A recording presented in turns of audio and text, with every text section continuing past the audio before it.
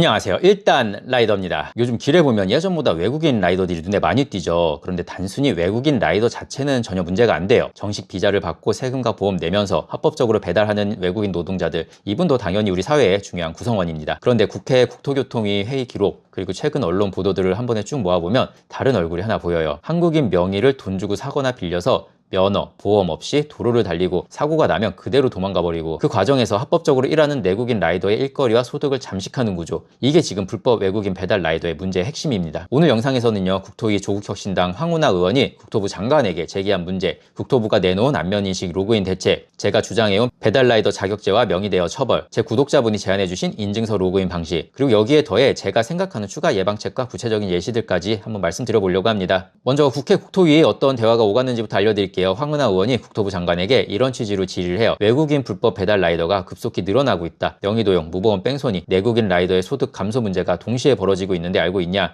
관련 기사들도 제목만 보면 이렇게 되어 있어요. 외국인 불법 배달 라이더 확산, 명의도용 무보험 사고 만연. 같은 시기죠. 여기서 황운하 의원이 짚은 포인트는 크게 세 가지예요. 무면허 무보험 상태에서 이륜차 도로를 달리니 사고가 나도 피해보기 어렵고 뺑소니 위험이 커지고 한국인 명의를 불법으로 사고 팔고 신분증 면허 통장까지 한 세트로 넘기는 구조, 합법적으로 보험 세금 부담하면서 일하는 라이더들이 불법 구조와 경쟁에서 밀려 일감이 줄고 건당 단가도 떨어진다는 점입니다. 이에 대해 국토교통부 장관은 이렇게 답변했어요. 배달 라이더가 앱에 로그인할 때 안면인식 기반 로그인 시스템을 도입하기 위해 이미 개발을 완료했고 적용을 위한 마무리 단계만 남았다. 정리하면 국회 쪽에서는 불법 취업 명의 도용 무보험이 얽힌 중대한 구조적 문제로 보는 것 같고요. 국토부는 외국인 불법 취업에 관한 건 법무부 권한이며 국토부에서는 안면인식 로그인으로 본인 확인을 강화하려고 한다라는 입장인 것 같습니다. 현장에서 실제로 벌어지는 일 몇 가지 말씀드릴게요. 2025년 10월 말 채널A 현장 카메라가 서울 시내 한 골목을 촬영했습니다. 화면 속에는 이런 장면이 나와요. 도망가는 외국인 배달기사, 그 뒤를 따라 전속력으로 쫓아가는 한국인 기사들, 멀리서 이걸 이상하게 본 경찰관이 같이 뛰어오는 모습이에요. 이 상황을 취재해보니 한국인 라이더들이 불법으로 배달을 하는 외국인 라이더를 발견하고 명의도용 무보험으로 일하는 라이더라고 판단해서 직접 뛰어가 붙잡은 장면이었습니다. 이 보도에서 10년차 배달기사는 이렇게 말합니다. 지사장들이 명의를 빌려주는 게 가장 큰 문제다. 걸리면 도망가라 라는 식의 매뉴얼이 엄청 많다. 또 다른 명의대여자 인터뷰에서는 이런 내용도 나옵니다. 외국인에게 자기 명의를 빌려줬는데 1년 동안 20명 정도가 자기 이름으로 배달을 했고 그 결과 연소득 2억 4천만 원이 본인의 명의로 잡혀 종합소득세와 건강보험료를 합쳐 1억 원에 가까운 세금 폭탄이 날라왔다 라는 이야기입니다. 또 다른 기사에는 경찰이나 관계기관이 단속을 나가도 헬멧과 마스크, 배달 박스에 가려서 신원 확인이 쉽지 않다는 점을 지적했어요. 그래서 현장에서 한국인 라이더들이 직접 오토바이 번호판, 배달 영수증, 라이더의 얼굴을 사진 영상으로 찍어두고 112에 명의 도용 의심 신고, 출입국 관리사무소에 불법 취업 신고, 고용노동부에 불법 고용 신고를 하는 사례가 늘어나고 있습니다. 이건 이미 뉴스 기사에 구체적인 행동 요령까지 적혀 있을 정도로 현장에서 빈번하게 일어나는 일인 것 같아요. 또 다른 신문 기사를 보면 이런 문장이 나와요. 코로나19 이후 배달 시장이 급성장하면서 한국인뿐만 아니라 외국인들도 대거 배달업에 뛰어들었다. 그런데 그중 상당수가 한국인 명의를 몰래 사들여 불법으로 일하고 있다는 내용입니다. 그 기사에서는 정부 입장도 함께 소개가 되어 한국에서 외국인의 배달 대행 라이더로 합법적으로 일할 수 있는 비자는 거주, 영주, 결혼, 이민 정도고 이 비자를 받지 못한 외국인은 배달업에 종사할 수 없다고 명확히 규정하고 있습니다. 그럼에도 불구하고 현실에서 비자 조건상 배달업이 허용되지 않는 외국인들이 한국인 명의를 매입하거나 중간 브로커를 통해 명의를 빌린 뒤 배달앱 계정과 통장까지 한 번에 세트로 구매에 뛰어드는 구조가 계속 확인되고 있어요. 노동조합 전문 매체 분석도 나왔어요. 한 분석 글에는 불법 외국인 배달이 사라지지 않는 세 가지 이유를 이렇게 정리합니다. 첫 번째가 고용주의 경제적 유인이에요. 더 낮은 비용으로 노동력을 확보할 수 있기 때문에 불법인 걸 알면서도 묵인하는 경우죠. 두 번째가 단속의 어려움인데요. 헬멧, 마스크로 얼굴을 가리고 어차피 불법이기에 정당한 계약서가 존재하는 계약 구조가 아닐 거예요. 그 때문에 계약 구조가 복잡해서 실제 사용자와 딱 명의자가 다를 수 있다는 거예요. 세 번째가 제도의 허점이에요. 법에서는 처벌 규정이 있긴 하지만 집행 관리 시스템이 느슨해서 현장에서 체감되는 위험이 그렇게 크지 않다는 겁니다. 여기까지 보시면 이건 단순히 외국인 문제가 아니라 한국인 명의 대여, 플랫폼 대행사의 방관, 제도의 구멍이 결합된 구조고 이 구조를 깨지 않으면 어떤 기술을 끼워 넣어도 다른 우회로가 생길 가능성이 높습니다. 다시 국토부의 해법으로 돌아가서 국토부는 라이더가 앱에 로그인할 때 안면 인식을 도입해서 앞으로는 계정을 빌려쓰기 어려워질 것이다 이렇게 보고 있어요. 겉으로 보기엔 좀 그럴싸하긴 한데 얼굴이 다르면 로그인 자체가 안 될 거고 계정 주인 얼굴을 캡처해둘 수도 없으니 명의를 빌려다 쓰는 게 어렵지 않겠냐 이런 논리죠. 그런데 실제 해외 사례를 보면 안면 인식이 절대 만능이 아니라는 걸 알 수 있었습니다.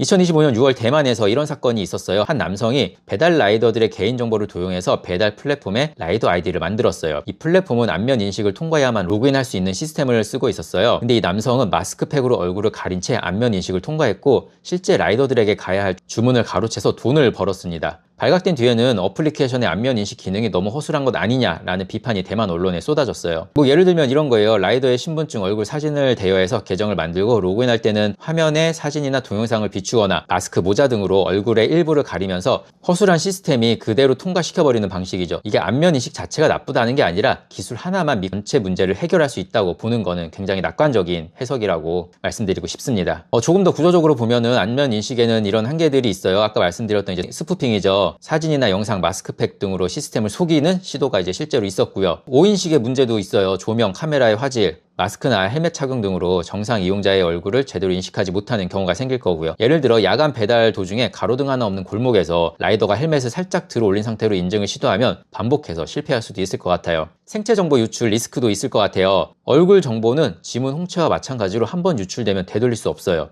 비밀번호 바꾸듯이 쉽게 교체할 수 없는 정보라서 안전한 저장 관리 체계가 필수인데 이거를 민간 플랫폼에 크게 의존하는 구조는 위험할 수도 있을 것 같다는 생각이 들었습니다. 그러니까 안면 인식은 어느 정도 도움이 되는 보조 수단은 될 수 있어도 불법 취업, 명의도용, 무보험 구조 자체를 해결하기에 결정타는 아니다. 이 정도로 보시는 게 현실적이라고 생각합니다. 또 출근할 때 지사장이 안면 인식으로 로그인 시켜주고 불법 라이더는 하루 종일 배달 어플 끄지 않고 다니는 경우도 존재할 수 있을 것 같고요. 그래서 저는 안면 인식 하나에 의존하는 방향은 근본적인 해석이 될 수 없다고 보고 있고요. 제가 계속 주장해온 방향은 이거예요. 배달 라이더 자격제. 배달 라이더 자격제를 도입해서 자격이 없는 사람들은 애초에 배달을 못하게 하고 그 자격을 빌려주는 사람을 명확하게 처벌하자 이거예요. 자격제라는 말이 추상적으로 들리고 자격증이라고 하니까 뭔가 어렵고 번거로울 것 같다는 생각이 드실 건데 한 노동 전문 매체에서는 라이더 자격제를 이렇게 설명해요. 안전교육, 이수, 유상운송보험, 가입, 이륜차, 면허 소지 등 일정한 자격을 갖춘 배달 노동자만이 배달업 수행을 할 수 있도록 하는 제도. 그리고 제가 자격제 도입을 주장하니까 부업을 거르려는 의도가 아니냐는 분도 계셨는데 저는 자격제의 핵심을 대여자 처벌 및 배달 어플과 자격제 연동을 통한 비자격인의 노동활동 제한을 주장하는 거지 부업 도자기계 진입 장벽을 높이자고 주장하는 건 아닙니다. 저는 택배기사 출신이에요. 제가 실제로 있었던 일 하나 알려드릴게요. 제가 택배일 할 때 대리점 점장님이 화물운송 종사 자격증 따라고 했어요. 택배일은 이미 시작을 했었는데요. 택배 쪽은 꼭 자격증이 있어야지만 일을 시작할 수 있는 그런 시스템은 아니더라고요. 그래서 알겠다고 하고 그럼 공부할 책 좀 달라고 했는데 없대요. 그냥 첫 시험은 문제 유형 파악한다고 생각하고 보고 오래요. 그래서 알았다고 하고 빠른 날짜로 신청해서 시험 봤는데 시험이 많이 어렵지는 않았어요. 문제의 절반 이상이 운전면허 시험 수준이거나 꼭 공부하지 않아도 알 수 있는 상식 수준의 문제들이 많았어요. 물론 문제 자체를 이해하지 못할 정도로 어려운 문제들도 있었는데 내가 확신을 가지고 맞췄다 하는 문제 수를 확인했을 때 찍은 문제들 중에 몇 개만 더 맞춰도 합격할 수 있는 그 정도라고 생각했어요. 그렇게 시험 마치면 바로 이제 합격 불합격 여부가 나오는데 다행히 저는 합격이었어요. 터미널 들어가서 합격했다고 하니까 저희 대리점뿐만 아니라 터미널 전체가 이제 난리가 난 거예요. 시험 문제 유형 파악하러 간 놈이 합격해서 자격증 따왔다고요. 그때 자격증 없이 일한 분들이 좀 많았었나 봐요. 그때 저희 대리점뿐만 아니라 터미널 전체 사람들까지 자격을 좀 받았던 것 같아요. 그날 이후로 자격증 취득한 기사들이 많아졌었어요. 물론 어떤 분은 그날 이후로도 좀 수차례 더 낙방하신 분도 계시긴 한데 제가 이 사례를 말씀드리는 건 어차피 형식적인 자격증이기 때문에 시험 자체는 어렵지 않을 거고 이론 외에 실기도 없을 거라는 거예요. 자격제가 부업을 막는다고 생각하시는 분들은 제 영상 처음부터 끝까지 한번 봐보세요. 제가 부업이나 도자킥 욕한 적이 있어요? 저는 도자킥은 각자의 운송수단으로 일하는 거라고 하고 부업은 9시간 회사에서 근무하고 힘들고 쉬고 싶을 텐데도 일하는 존경해야 하는 사람들이라고 표현을 한 영상도 있어요.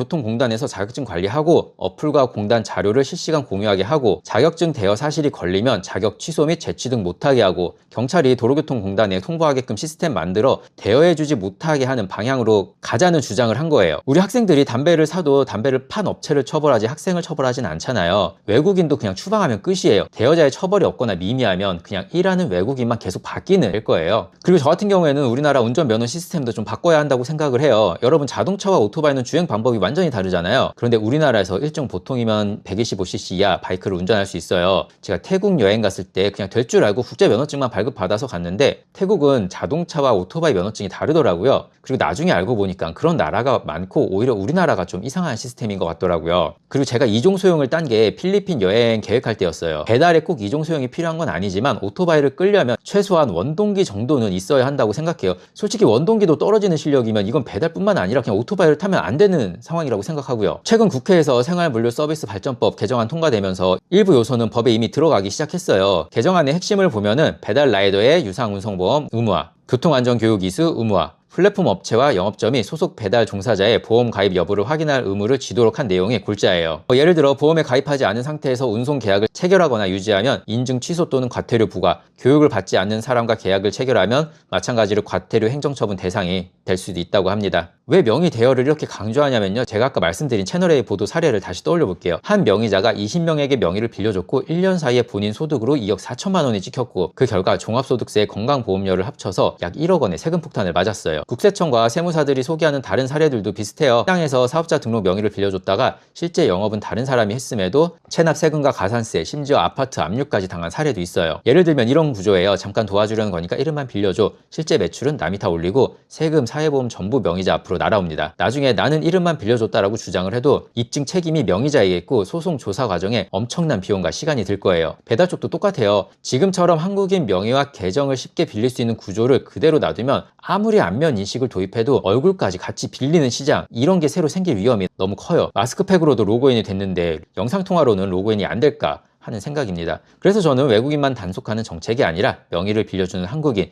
이 구조를 방지하고 플랫폼 대행사까지 함께 책임을 묻는 구조, 이렇게 가야 실효성이 생긴다고 보고 있습니다. 여기서 제 채널 구독자 한 분이 정말 중요한 의견 하나 주셨는데요. 바로 은행, 공공기관에서 쓰는 인증서 로그인이에요. 공동인증서, 금융인증서, 각종 민간인증서는 대부분 민감한 정보들과 연결이 돼 있어요. 내 계좌 잔액, 대출, 카드, 각종 금융정보, 세금 신고, 정부 민원 처리, 건강보험, 연금 등 민감한 정보들. 예를 들어 주변에서 이런 경우를 떠올려 보시면 휴대폰 잠금 비밀번호 정도는 가족끼리 알려줄 수도 있어요. 근데 본인 명의의 인증서를 비밀번호까지 알려주고 인증서를 통째로 넘기는 경우는 굉장히 드물어요. 왜냐하면 인증서를 넘기는 순간 내가 밝히고 싶지 않은 정보들을 밝히는 것과 같고 심각한 경우 대출 및 금융 정보를 빼돌릴 수도 있기 때문이죠. 그래서 구독자분이 말씀하신 것처럼 아이디, 비밀번호, 문자 인증 정도는 빌려줄 수도 있지만 인증서 전체를 빌려줄 사람은 거의 없다. 이 부분에서 저는 상당히 설득력이 있다고 생각했습니다. 그리고 신고와 피해자 보호도 필요하다고 생각해요. 앞서 말씀드린 기사들을 보면은 한국인 라이더들이 별동대를 꾸려서 불법 외국인 라이더를 쫓아가 붙잡고 커뮤니티에 사진, 영상 인증을 올리는 모습까지 등장했어요. 예를 들면 이런 장면이죠. 골목길에서 어떤 라이더가 번호판을 가리고 헬멧을 깊게 눌러 쓰고 한국어로 의사소통이 잘 안 돼요. 주변 라이더들이 불법 외국인 아니냐 의심하고 뒤쫓아가 붙잡은 뒤 경찰을 부릅니다. 이 과정에서 물리적 충돌이 일어날 수도 있어요. 잘못된 판단으로 합법 라이더를 괜히 의심하고 공격하는 상황도 생길 수도 있고요. 그래서 배달업 특화 통합 신고 시스템, 앱 또는 웹에서 명의도용 의심, 불법 취업 의심, 무보험 운행 의심, 뺑소니, 사고 신고를 한 번에 접수하고 배후에서 경찰, 출입국, 고용노동부에 자동 연계하는 구조, 피해자, 신고자 보호, 명의도용 피해를 당한 한국인, 사고 피해자, 신고한 라이더에게 법률 상담, 소송 지원, 심리 상담 등 최소한의 보호, 그리고 항상 초점을 불법 취업 구조, 명의 대여, 제도의 허점에 맞추도록 설계해야 도로 위의 불법 구조를 줄일 수 있을 거예요. 다른 한편으로는 합법적으로 일하는 외국인 노동자들을 향한 무차별적 혐오를 막을 수도 있다고 생각하고요. 또 불법으로 수익 활동을 하는 사람을 신고하는 경우 포상금을 지급하는 방법도 저는 괜찮다고 생각합니다. 혹시 더 좋은 방법이 생각나셨다면 댓글로 부탁드릴게요. 문의 및 제보는 이메일로 연락주세요. 구독과 좋아요는 영상 제작에 큰 힘이 됩니다. 감사합니다.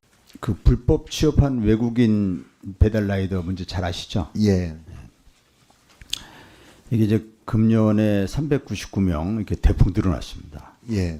이로 인해서 이제 배달 라이더 유니온들이 아마 국토부하고도 대화를 했을 것 같아요. 네. 그 이제 배달 단가가 3,000원 이상이었는데 2,000원 이하로 떨어지고 또 이제 그 외국인들이 이제 뺑소니 사고도 하고 뭐 무보험도 있고 이런 문제가 있습니다. 예. 이에 대한 대책이 뭡니까, 장관님? 일단 기본적으로 이제 그 외국인 배달 라이더 문제는 법무부가 주관 부처로 되어 있고요. 다만 저희 국토부 차원에서 하고 있는 게 이제 안면 인식 시스템을 도입하는 건데 이미 시스템은 거의 마련이 돼 있습니다. 이제 거기에 따른 어떤 조치들이 남아 있고요. 그런 거에 대해서 좀 저희들이 면밀하게 좀 잘 완성시켜서 진행할 수 있도록 그렇게 하겠습니다. 예. 이미 시스템은 거의 완료가 돼 있는 상태입니다. 예. 네. 예, 수고하셨습니다.